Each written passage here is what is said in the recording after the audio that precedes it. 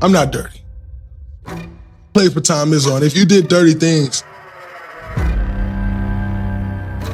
it doesn't work. I don't do dirty things. There's not a player in the NBA that can tell you Draymond's a dirty player. Draymond will fuck you up.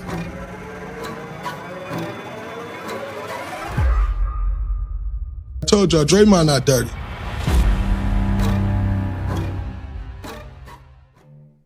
Draymond Green is many things. A four-time NBA champion, all-time great defender, a podcaster, but one thing he isn't is self-aware. Over the last 14 seasons, we've seen Draymond go from underdog to bully to victim and back to bully again. It's a cycle that unfortunately the Warriors are stuck in for the foreseeable future. See, franchise star Steph Curry will be 38 in a few months, and his teammates are dropping like flies. For better or for worse, the Warriors need Draymond Green, maybe now more than ever. But Draymond, well, he's kind of losing it.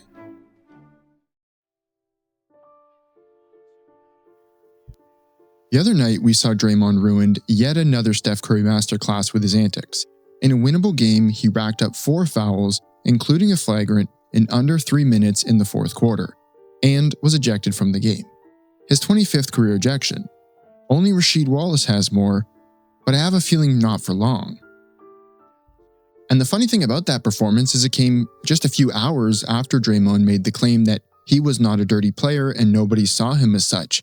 And then he followed it up with some weird light xenophobia. I don't know, he's got a weird thing against European players that I've never understood.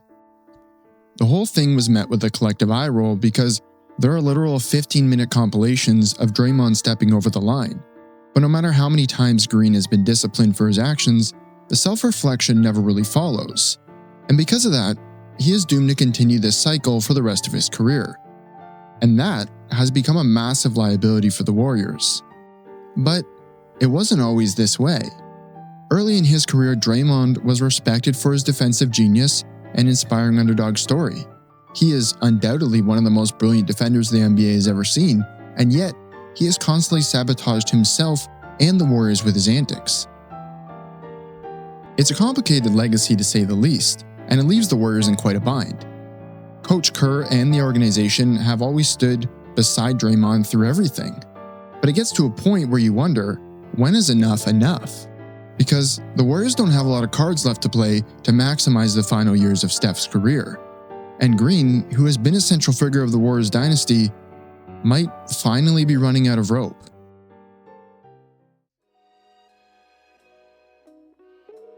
Draymond Green was never supposed to be here. A 3-star recruit out of Saginaw High School in Michigan, Draymond was seen as a tweener and didn't start a single game during his freshman year at Michigan State. However, over his 4-year college career, his versatility and defensive acumen earned him the most outstanding player in the Big Ten, which helped him get drafted 35th overall in a 2012 draft. It's an incredible developmental story, but to Draymond, that 35th overall selection was a snub, and he took it personally. It's a well-known fact that Green memorized the names of every player selected before him, and that serves as a great example of the chip that he carries on his shoulder. And to his credit, he proved every single team that passed on him wrong.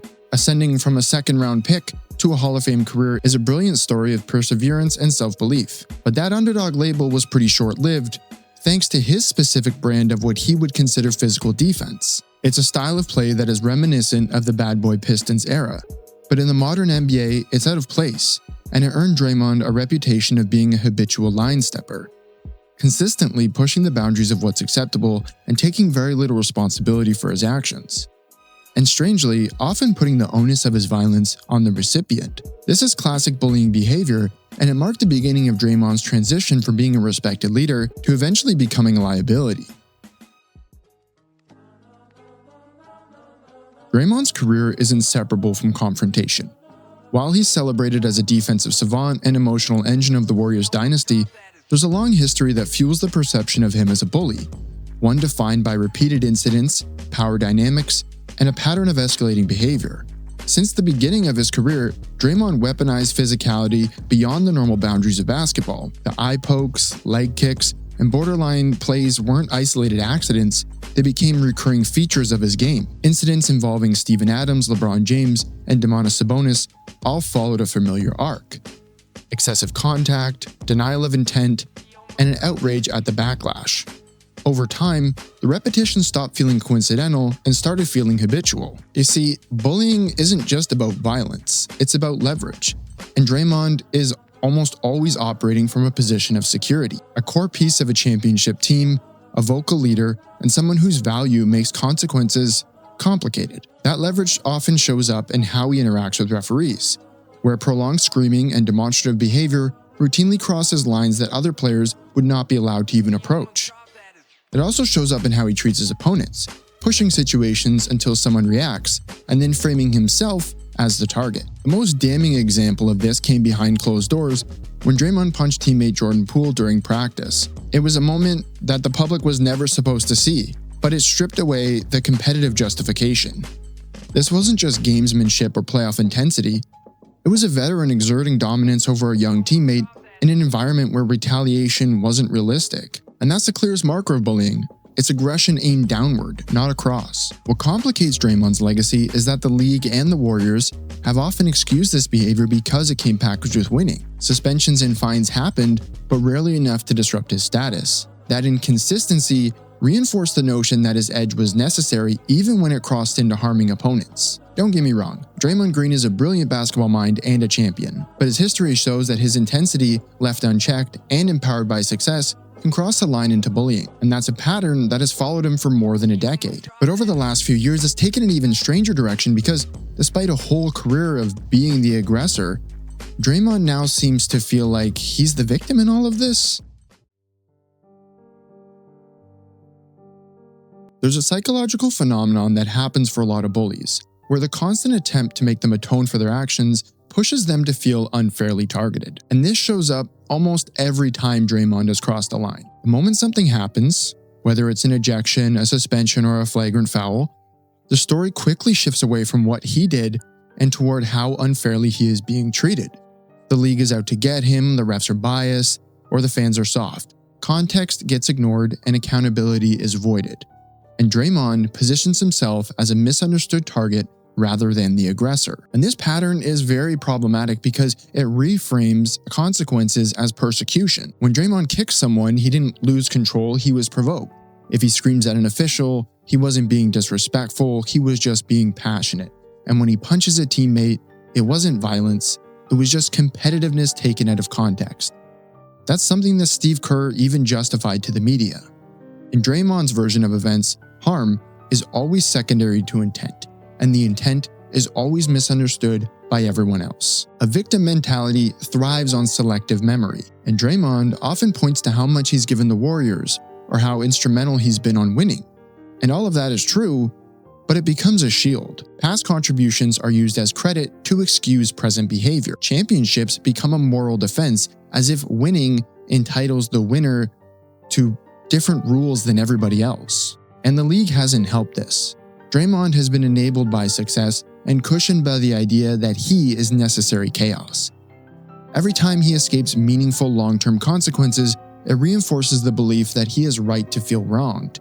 The leash will get longer, and then the resentment grows when it finally snaps. A true victim lacks power, but Draymond Green has always had power in the NBA. Whether it's over games, over teammates, or even with his podcast, he has power over narratives. And that's what makes the mentality so jarring. He is not reacting from a place of helplessness. He is reacting from entitlement. And when that entitlement is challenged, he acts like he has been done an injustice, even when it is simply accountability. Of course, this mentality doesn't erase his brilliance or his history of amazing play and championships and winning, but it complicates his legacy. The irony is that Draymond's most admirable traits, his emotion, intensity, and fire, are the same ones that demand a lot of self-awareness.